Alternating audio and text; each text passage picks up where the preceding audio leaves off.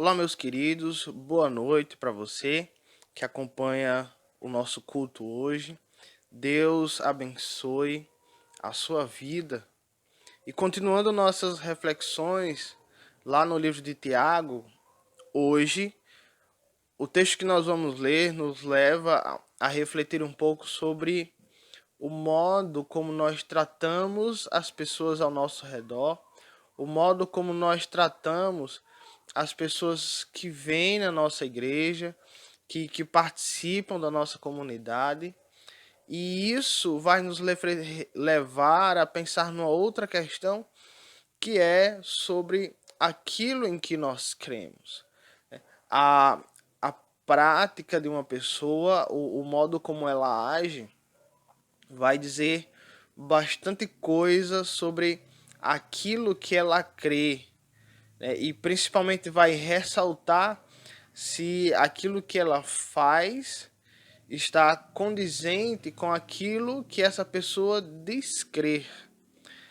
Nós vamos ver sobre isso lá no capítulo 2 de Tiago, todo o capítulo, quando Tiago ele vai expor uma questão muito delicada que havia entre aqueles irmãos para quem ele escreveu a carta, que é a questão da discriminação ou do favoritismo na igreja.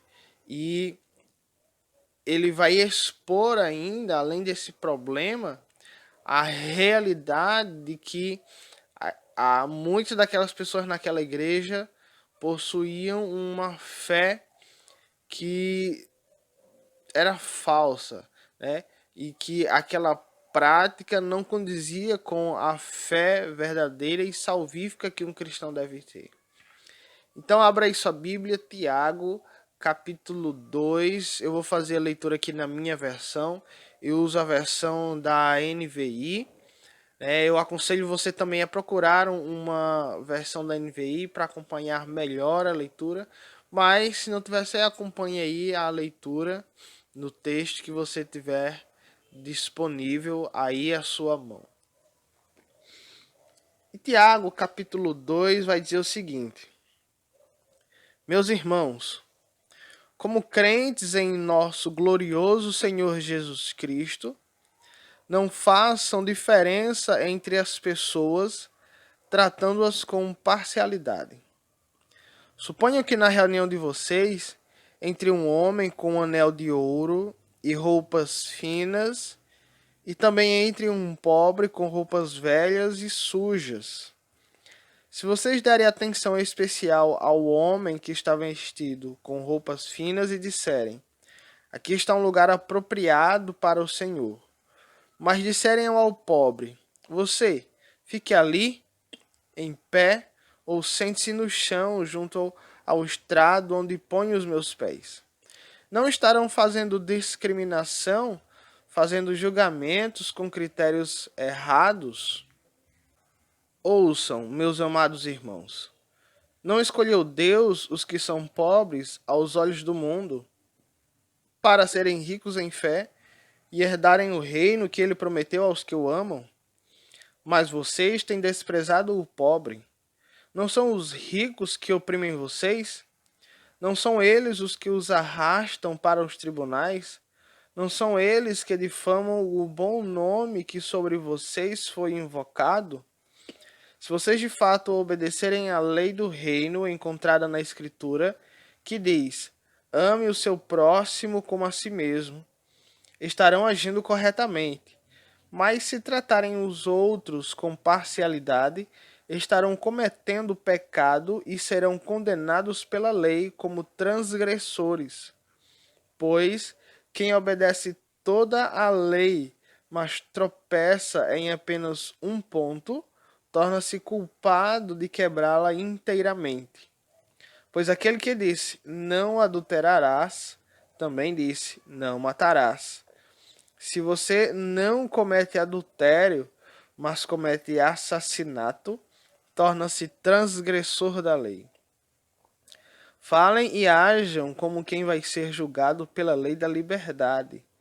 porque será exercido juízo sem misericórdia sobre quem não foi misericordioso. A misericórdia triunfa sobre o juízo. De que adianta, meus irmãos, alguém dizer que tem fé se não tem obras? Acaso a fé pode salvá-lo? Se um irmão ou irmã estiver necessitando de roupas e do alimento de cada dia, e um de vocês lhes disser: vá em paz, aqueça-se e alimente-se até satisfazer-se, sem porém lhe dar nada, de que adianta isso? Assim também a fé por si só, se não for acompanhada de obras, está morta. Mas alguém dirá: você tem fé, eu tenho obras. Mostre-me a sua fé sem obras, e eu lhe mostrarei a minha fé pelas obras. Você crê que existe um só Deus? Muito bem. Até mesmo os demônios creem e tremem. Insensato.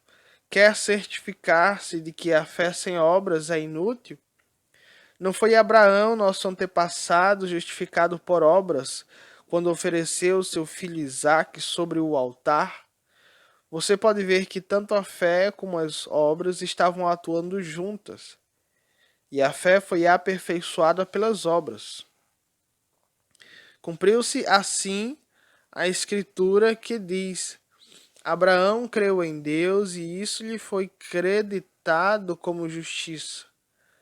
E ele foi chamado amigo de Deus. Vejam que uma pessoa é justificada por obras e não apenas pela fé.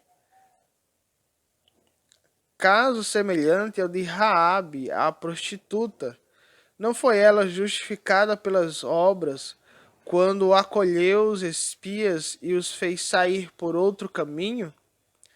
Assim como o corpo sem espírito está morto, também a fé sem obras está morta.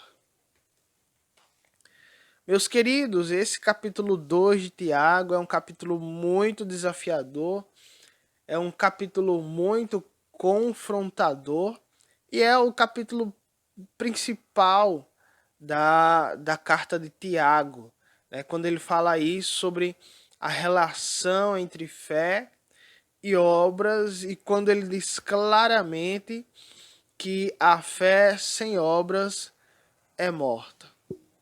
Isso tudo partindo da prática que havia lá naquela comunidade de tratar os ricos com favoritismo e desprezar os pobres. Então, assim, Tiago ele vai nos trazer algumas lições. Então, vamos ver quais são. No versículo 1, ele inicia dizendo o seguinte, né? Não façam diferenças entre as pessoas, tratando-as com parcialidade. Então, Tiago ele é bem claro, ele é bem direto e objetivo, e ele já inicia a sua argumentação com o princípio fundamental que ele quer explicar. Não façam discriminação entre as pessoas, né? E essa é uma exortação para nós também. Ele alerta os seus leitores sobre o partidarismo na igreja e, inclusive, ele vai dar um exemplo. Ele diz, ó, se chegar um rico e um pobre, e o rico estiver muito bem vestido e o pobre estiver mal vestido, se você disser ao rico, se você separar para o rico um lugar especial e para o pobre você disser para sentar-se em qualquer lugar, você não estará fazendo discriminação, né? É o argumento de Tiago. E Tiago, ele vai realçar nesse texto a verdadeira glória de Cristo em relação à glória passageira dos ricos. Veja que ele fala de Cristo como o nosso glorioso Senhor Jesus Cristo. Então, na sua exortação sobre não discriminar as pessoas na comunidade, Tiago vai ressaltar o seguinte, ó, na verdade, quem é o único digno de glória, de honra, de favoritismo é Cristo. Né? E ainda mesmo assim, ele, o próprio Deus, quando esteve no mundo encarnado, enquanto pobre, né, ele foi desprezado, foi humilhado. Né? Então, Cristo, ele é o, assim por assim dizer, né, ele é o único que merece tratamento VIP na igreja. Todas as outras pessoas devem ser tratadas de forma igual, né? Devemos tratar bem todas as pessoas. E Tiago vai dizer assim, ó, se vocês fizerem, né, discriminação na igreja, vocês, na verdade, vocês estarão discriminando, separando de si os seus próprios irmãos, os seus próprios companheiros, e isso baseado em critérios errados. Como ele diz no final do versículo 4, fazendo julgamentos com critérios errados. E esse aí, fazer julgamentos com critérios errados aí, tem a conotação de julgar as pessoas com base naquilo que é externo, né? Pelas suas roupas, pelos seus bens, pela sua aparência, pelas suas condições. E Tiago vai dizer, né, se você fizer isso, você se torna um juiz perverso. Né? Ou seja, a prática da discriminação na igreja mostra que os nossos princípios estão errados, que o nosso pensamento sobre as coisas estão erradas. Assim, então, aprendemos que o cristão não deve julgar seus irmãos na sua comunidade ou qualquer outra pessoa baseada em critérios externos, baseados em roupas, baseados em dinheiro, baseados em status social ou ainda na cor da pele, né? Imagina que a igreja está lá no culto, na sua reunião, e entra uma pessoa que está de boné ou de bermuda, ou está de chinela, ou está com a roupa mais simples, né? E nós não podemos tratar essa pessoa de forma diferente, porque a aparência externa dela é diferente. Aquele que faz isso, na verdade, revela que os seus pensamentos são perversos. Deus ama o pobre, né? Deus ama todas as pessoas em qualquer condição, e nós devemos igualmente amar essas pessoas. O evangelho também ele não pode ser discriminatório. O evangelho deve ser levado a todas as pessoas. Devemos pregar o evangelho para pessoas de todas as classes sociais, de todos os estados sociais, de todas as aparências e principalmente para aquelas, né, que são mais necessitadas na comunidade. A nossa igreja e as igrejas não podem ser igrejas elitizadas, na qual todos estão sempre muito bem arrumados, sempre muito bem vestidos, de tal forma que exclua da comunidade os pobres. De tal forma que exclua da comunidade aqueles que não têm a mesma condição ou o mesmo status, ou até de forma que pessoas mais humildes sintam-se constrangidas a estarem naquele local.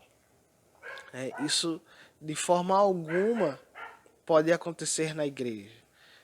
A igreja deve ser uma comunidade que abraça as pessoas, que acolhe as pessoas, que ama as pessoas, independente de status, de dinheiro, roupa, aparência, e toda pessoa de qualquer tipo de condição social precisa e deve sentir-se confortável para estar na igreja, independente do modo como a sua aparência externa se apresente. E o que Tiago vai nos ensinar ainda, a segunda lição, é que esse modo de agir, ele é completamente incompatível com o plano de salvação de Deus e com o modo de o próprio Deus agir sobre o mundo. A partir do versículo 5, ele vai dizer que ouçam, não escolheu Deus os que são pobres.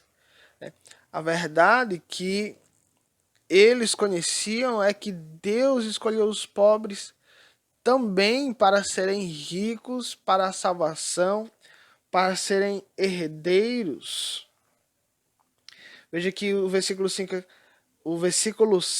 diz que Deus escolheu os pobres para serem ricos e herdarem o reino que Deus prometeu àqueles que o amam.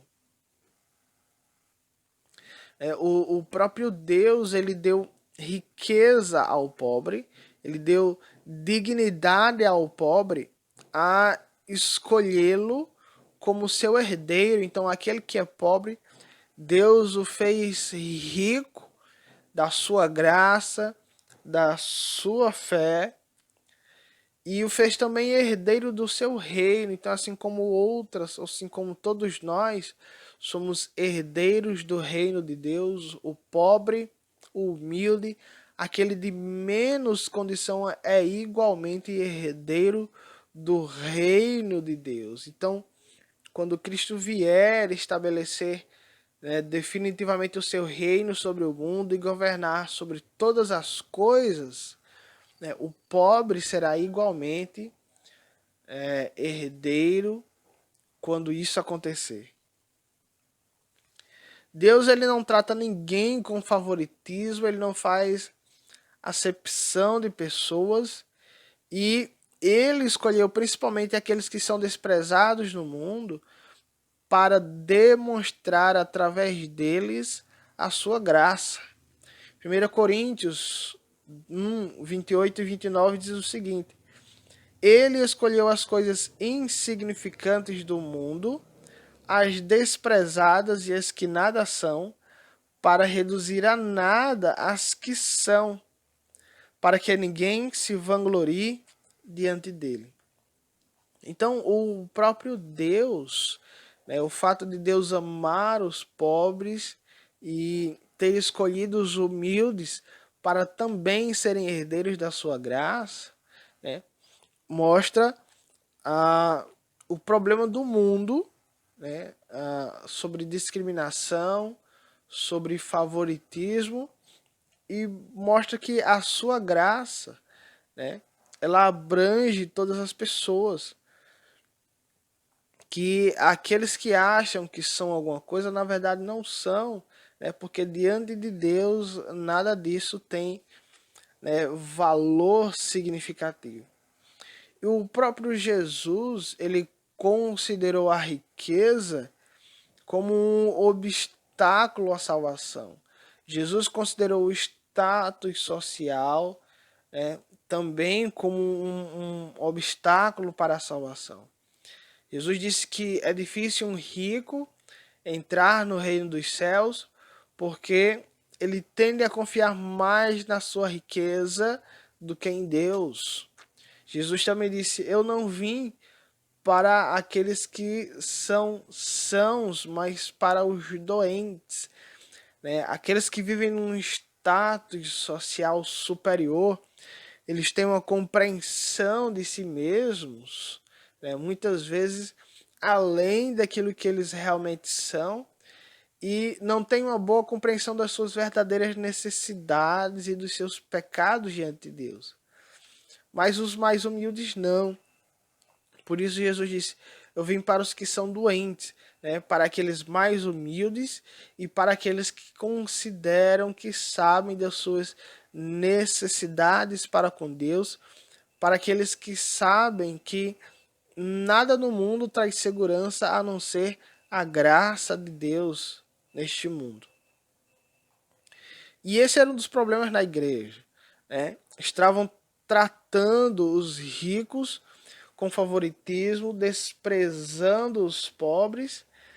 E essa é uma acusação seríssima de Tiago, né? Veja que no versículo 6 ele diz: mas vocês têm desprezado o pobre. Né? Veja como é séria essa acusação de Tiago. No versículo anterior ele diz: Deus ele amou os pobres. Deus fez os pobres ricos e herdeiros da sua graça.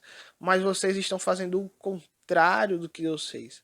Vocês estão desfazendo aquilo que Deus fez, né? Ou de outra forma, vocês estão invertendo ou pervertendo a justiça de Deus. Isso é completamente incompatível, incoerente com a vida cristã e com Deus ao qual nós servimos, porque, na verdade, o que acontecia na igreja era que os ricos os oprimiam, né? A visão da justiça social daquela igreja estava completamente distorcida. Tiago vai dizer: não são os ricos que oprimem vocês, eles não levam vocês para os tribunais, eles não difamam o nome de Deus, e ainda assim vocês tratam eles melhor, vocês os protegem e não cuidam dos pobres. Né? Então veja como a noção de justiça social naquela igreja estava completamente invertida. Eles estavam cuidando daqueles que oprimiam os pobres e desprezando aqueles que verdadeiramente mereciam algum cuidado, alguma atenção especial. E essa era uma acusação que a Bíblia sempre fez, né? Esse tipo de alerta. No Antigo Testamento, os profetas falavam sobre isso. Amós, principalmente, foi um profeta da justiça social. Ele falou muito sobre a pobreza nas suas profecias, nas suas exortações. Falou sobre a opressão, sobre a desonestidade. Né? Amós 8, do 4 ao 7, vai dizer o seguinte: ouçam, vocês que pisam os pobres, arruinam os necessitados da terra, dizendo: quando acabará a lua nova para que vendamos o cereal e quando terminará o sábado para que comercializemos o trigo? Diminuindo a medida, aumentando o preço, enganando com balanças desonestas e comprando o pobre com prata e o necessitado por um par de sandálias. Vendendo até palha com trigo, o Senhor jurou contra o orgulho de Jacó: jamais esquecerei coisa alguma que eles fizeram. É, Amós fala de uma situação talvez até pior do que a de Tiago, né? Dos ricos que oprimiam os pobres com coisas muito desonestas, né? Iam vender o trigo e misturava palha no meio do trigo para ganhar mais dinheiro, comprando o pobre por uma sandália, aumentando o preço absurdamente das coisas, né? E ele faz um alerta: ó, Deus não esquecerá jamais daquilo que eles fizeram. E esse é o alerta que Tiago faz para a igreja. Né? Deus ele não esquecerá dessa opressão de vocês. Esse tipo de acusação contra uma igreja é algo muito sério. E nos leva neste momento a nos analisarmos, a pensar sobre como tem sido a nossa prática enquanto comunidade com os pobres. Deus enriqueceu os pobres e deu a eles o seu reino.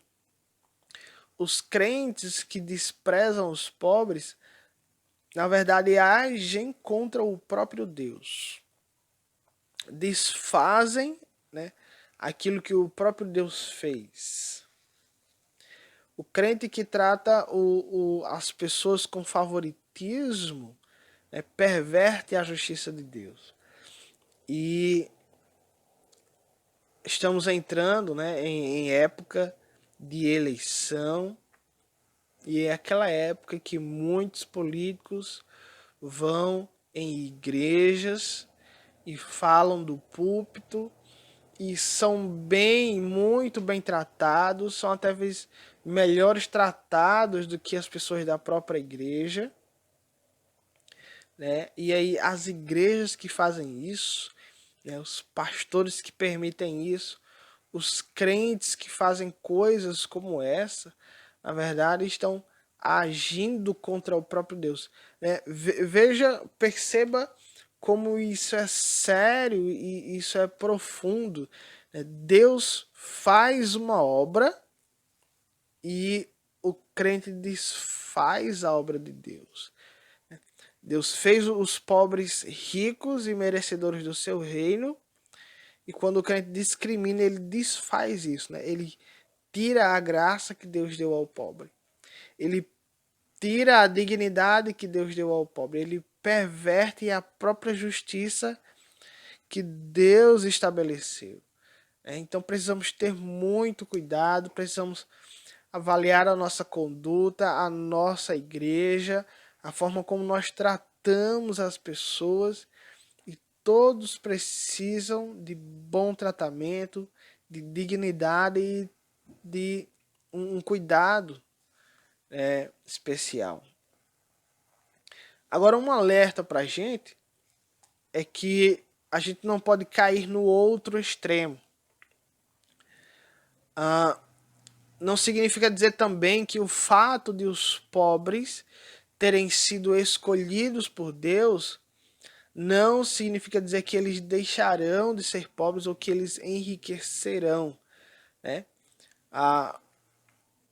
Não significa dizer que eles serão ricos em algum momento da sua vida, ou que a sua pobreza não continuará talvez por um longo período, né?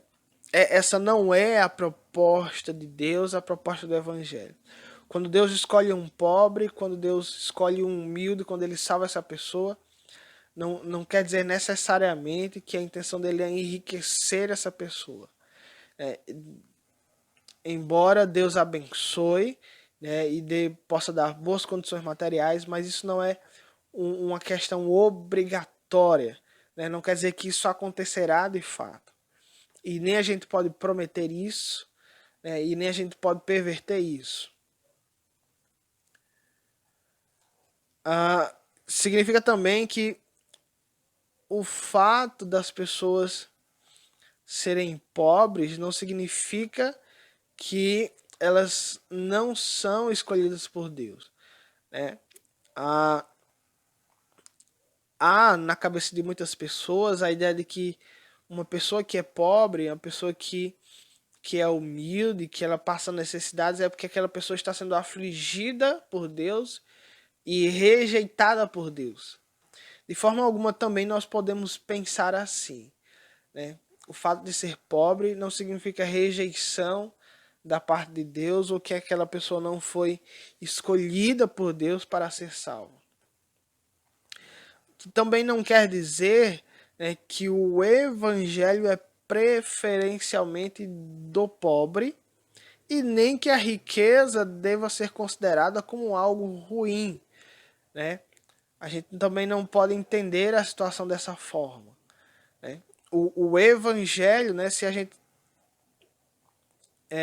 vai para o outro lado da situação, né, se a gente cai no outro extremo, a gente não pode pensar, né, que o evangelho é preferencialmente do pobre, né, que Deus veio para os pobres apenas, né, e desprezou os ricos, né. O principal objetivo de Deus na sua salvação não é a resolução de dilemas sociais, né.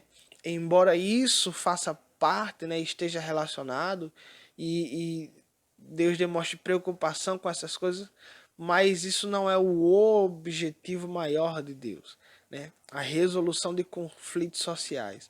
Não quer dizer que Deus escolheu mais o pobre do que o rico, ou não quer dizer que todo rico ele é opressor, né? Há também esse pensamento no nosso contexto hoje, né? Muitas pessoas pensam assim, mas a gente não pode pensar assim, né? E não pode pensar que a riqueza é algo ruim. Devemos pensar, assim, na verdade, que a riqueza é uma ferramenta que Deus nos deu para abençoar os pobres e humildes. Essa é a relação correta. Dando sequência, né, ao texto, nos versículos 8 a 13, Tiago ele vai nos ensinar que a prática da discriminação resultará em condenação da parte de Deus.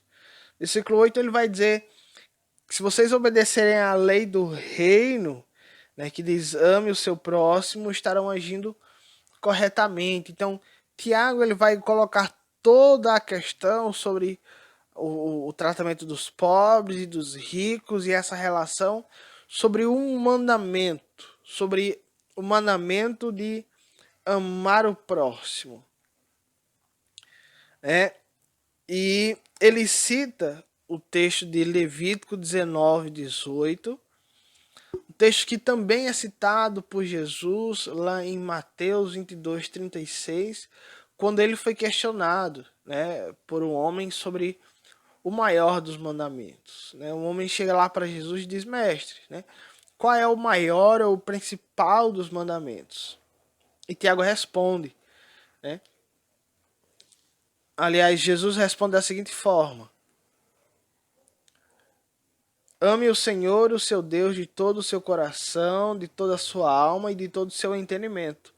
Este é o primeiro e maior mandamento. E o segundo, semelhante a ele, é: ame o seu próximo como a si mesmo. Destes dois mandamentos dependem toda a lei e os profetas.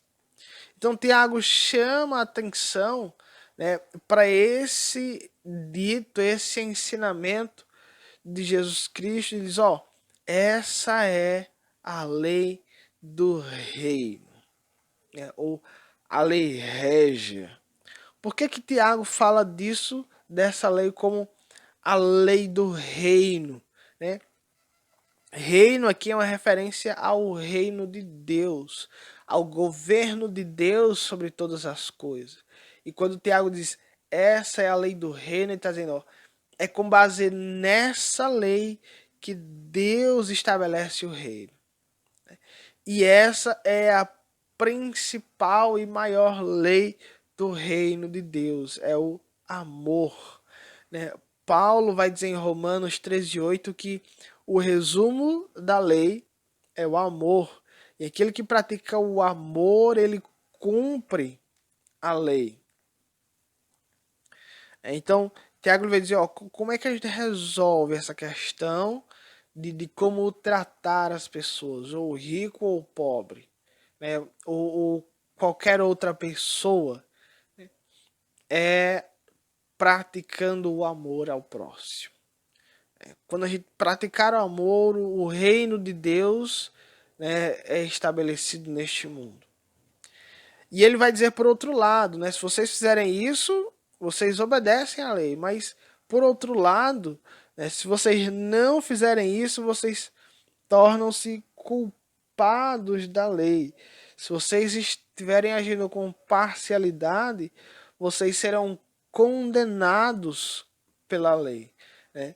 Aquele que quebra o maior dos mandamentos se torna culpado de toda a lei, né? E Tiago nos fala aqui sobre a unidade da lei de Deus, né? Que quando você quebra um mandamento, você se torna culpado de quebrar toda a lei.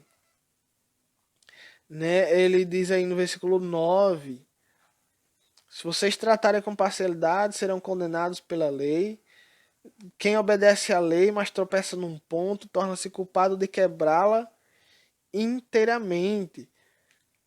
E aí ele dá um exemplo aí sobre o adulterar e o matar. A lei disse, não adulterarás e não matarás. Se você adultera, mas não mata, né, você da mesma forma é condenado ou culpado sobre transgredir toda a lei. E o versículo 12 e 13 ele dá, né, o veredito final dessas pessoas. Hajam, falem e hajam sabendo que vocês vão ser julgados por essa lei. Né? pela lei que é única, é unitária, né, e que condena, vocês vão ser julgados por essa lei, né, pela lei da liberdade. E aí o resultado é: aquele que, cumprindo a lei, amar o próximo e agir com misericórdia, no dia do julgamento será tratado igualmente com misericórdia. Mas aquele que não for misericordioso receberá igualmente juízo sem misericórdia. E ele diz: a misericórdia triunfa sobre o juízo, né? Ou seja, a misericórdia, ela nos livra do juízo. Então, irmãos, precisamos agir de acordo com a lei de Deus, sabendo que se não a cumprirmos, se não praticarmos o amor, no dia do juízo final seremos julgados por essa mesma lei. E a lei, ela deve nos estimular à misericórdia, sabendo que isso será cobrado de nós em algum dia e em algum momento. E é sobre isso que Jesus fala lá em Mateus 25. Quando ele fala sobre a volta de Jesus Cristo e o julgamento, né? Quando Jesus fala isso no seu sermão sobre a sua volta. E diz que o rei dirá aos que estiverem à sua direita: venham, benditos de meu Pai, recebeu a herança que foi preparado para vocês desde a criação do mundo. Por quê? Eu tive fome, tive sede, vocês me deram de comer e beber. Fui estrangeiro e fui acolhido por vocês. Necessitei de roupas e me vestiram. Estive enfermo e cuidaram de mim. Estive preso e vocês me visitaram. Né? Esse texto de Tiago reflete, de certa forma, esse sermão de Jesus Cristo. Né? No dia do juízo final, ó, aqueles que praticaram o amor, né? Aqueles que creiam na lei e praticaram o que diz a lei, né? Amando e cuidando do próximo, Jesus vai dizer, né? Venham benditos do meu Pai. E então os justos lhe responderão: Senhor, quando foi que fizemos isso? E Jesus responderá: tudo aquilo que vocês fizeram a um dos meus menores irmãos, a mim o fizeram. Né? Então Jesus, ele vai, no seu julgamento, levar em consideração a forma como nós amamos o próximo, como nós tratamos o humilde e receberemos uma justa condenação ou aprovação, né, dependendo da forma como nós praticamos o amor. E assim, Tiago, ele exorta aqueles irmãos à prática efetiva do amor e do cuidado com o próximo. E assim, passando para a segunda seção do capítulo 2, Tiago, eu não vou detalhar muito essa seção, mas Tiago, ele vai apontar um erro ainda maior daqueles que praticam a discriminação. E o problema por trás disso, por trás da prática, era que, na verdade, a prática revelava uma teoria falha, que é a questão da fé e das obras. O problema por trás de toda aquela questão da discriminação da igreja, da quebra da lei do amor, era porque a prática revelava uma teoria falha. Tiago vai dizer no versículo 14: de que adianta alguém dizer que tem fé se não tem obras? É como se ele questionasse: como alguém pode dizer que tem fé, que acredita em Deus, se na prática o que ele vive é a discriminação, né? É o favoritismo. Tiago passa a questão, então, específica de que o problema da discriminação da igreja era consequência, na verdade, de uma fé falsa. E nos leva a refletir sobre o exercício da nossa fé, né? Sobre, de fato, colocar a fé em ação. E dos versículos 14 ao 19, ele vai dizer, ele vai se questionar, qual é a fé que pode salvar? Se um irmão tiver necessitado e você disser, eu vou orar por você, mas você não ajudar de fato aquela pessoa e dizer, vá, né, se vira aí, né, na verdade a sua fé está morta. Se não ajudamos aquele que precisa, isso revela que a nossa fé ela é uma fé morta. Assim, Tiago ele vai nos alertar contra uma fé que é meramente intelectual. Né? Eu sei em que eu creio, eu sei o que eu devo fazer, eu sei o que a Bíblia diz, eu sei quem é Deus, sei quem é Jesus Cristo, mas se isso não me motiva a agir, a praticar o amor, a cuidar do próximo, a ajudar os outros nas suas necessidades, né, a minha fé é morta.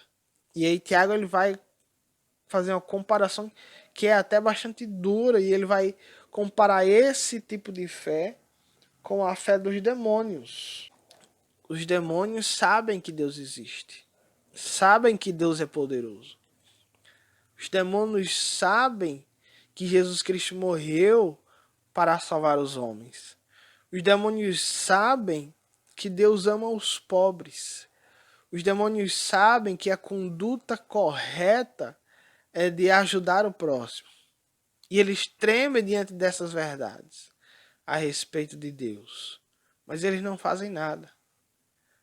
Lá nos evangelhos, quando Jesus expulsou demônios muitas vezes, eles faziam declarações belas a respeito de Jesus Cristo. Marcos capítulo 3, versículos 11 a 12 diz assim: sempre que os espíritos imundos o viam, veja só, quando os demônios viam, se deparavam com Jesus Cristo, eles se ajoelhavam diante dele.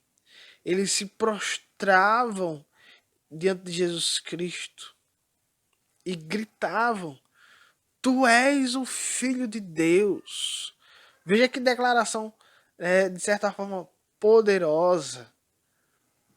Um demônio fazia isso. Mas logo em seguida ele fugia, né? Jesus expulsava aquele demônio e ele permanecia na sua condição, né?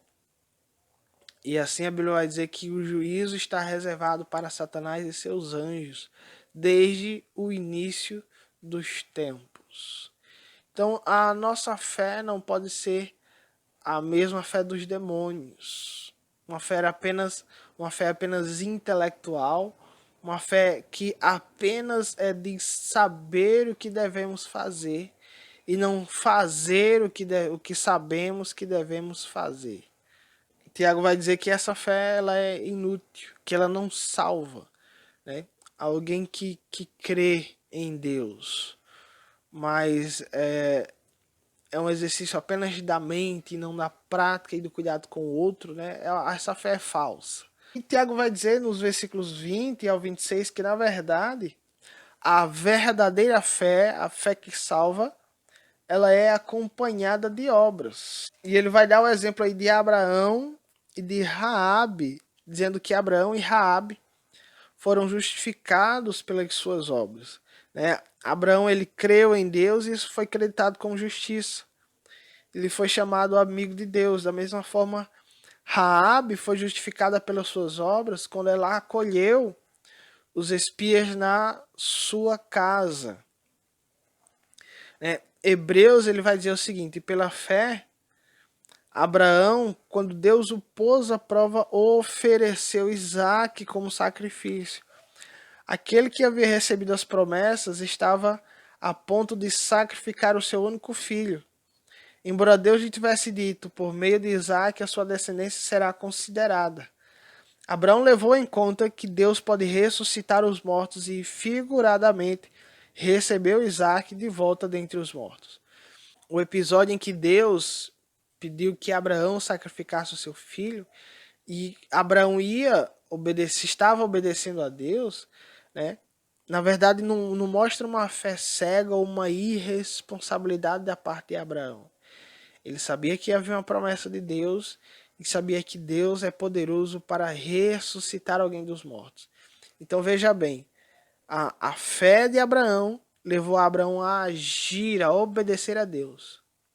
Ele pensou, se Deus ressuscita alguém dos mortos e ele fez uma promessa para mim, né? O fato dele pedir o meu filho como sacrifício significa que ele vai ressuscitá-lo depois e vai cumprir a sua promessa na minha vida, né? E Tiago vai dizer, né? Foi isso que justificou Abraão.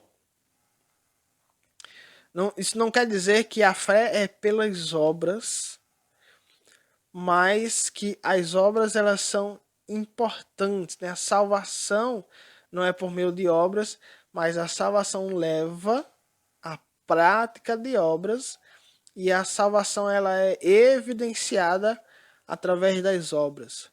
A verdadeira fé da vida na vida de um cristão não o leva à estagnação, a viver uma vida, né, de qualquer jeito, mas o leva a agir em favor do reino de Deus. Essa é a orientação, a exortação que Tiago faz. Para Deus não interessa se você sabe quem Ele é, se você diz que tem Ele no coração, mas se a sua fé não é levada à prática do amor. Para Deus o que interessa é a fé acompanhada de obras. A fé que motiva você às obras. Então, caminhando para a nossa conclusão, aprendemos nesse capítulo de Tiago que o cristão demonstra sua verdadeira fé pelo modo como ele trata as pessoas na comunidade, né? Pelo cuidado que nós temos com as pessoas na comunidade. Quando nós amamos as pessoas, quando nós doamos, quando nós ajudamos, quando nós tratamos as pessoas bem, independente da sua condição ou situação, isso revela a nossa verdadeira fé. Qualquer tipo de preconceito, de discriminação ou de favoritismo deve ser eliminado da vida do cristão, da vida da comunidade, porque isso é completamente contrário ao caráter de Deus e ao seu plano de salvação. Como é que um cristão deve agir?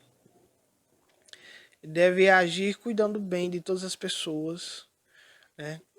A doar, a ser generosos com aqueles que precisam.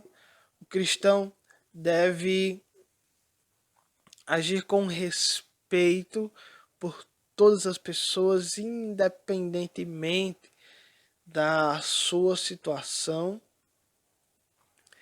E a grande lição de Tiago é: quando a fé está em ação, ou quando a verdadeira fé está em ação, na igreja não há discriminação.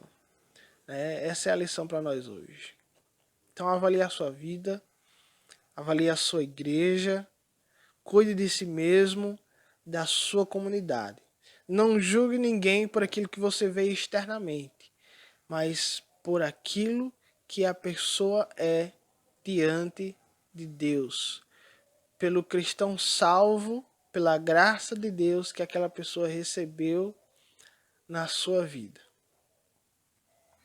Baixe sua cabeça, ore comigo neste momento. Vamos interceder a Deus para que essa lição internalize em nossos corações e para que entendamos a lição de que a fé verdadeira se demonstra na prática do amor na comunidade, né? No exercício do cuidado com o próximo, na preocupação com a justiça social. E vamos pedir a Deus para que Ele nos livre, né, de perverter a sua justiça, de inverter a sua justiça. Ó Deus Pai amado que está nos céus, ó Deus querido, cuida de nós, cuida da nossa comunidade, que nós aprendamos, Senhor amado, a tratar bem todas as pessoas, a cuidar de todas as pessoas. Tira do nosso coração, ó Deus, esse nosso impulso, ou desejo, ou atitude de tratar as pessoas com favoritismo, de discriminar algumas pessoas, ó Deus Pai, baseado naquilo que ela aparenta ser externamente. Ó Deus querido, nos ensina e nos ajuda a colocar a nossa fé em prática. Nos dá um coração generoso, misericordioso, para cuidar dos necessitados, ó Deus e Pai, para dar aquilo que eles precisam, para ajudá-los nas suas dificuldades. Dá-nos um coração também disposto, ó Deus, a nos indignarmos e jamais tolerarmos a injustiça social, a discriminação, ó Deus Pai, o preconceito. Que nós como cristãos, ó Deus Pai, sejamos sempre ativamente contrários a todo esse tipo de mal, ó Deus. Nos ensina, Pai, a colocar a nossa fé em prática, através do amor ao próximo e de cuidado social pela nossa comunidade.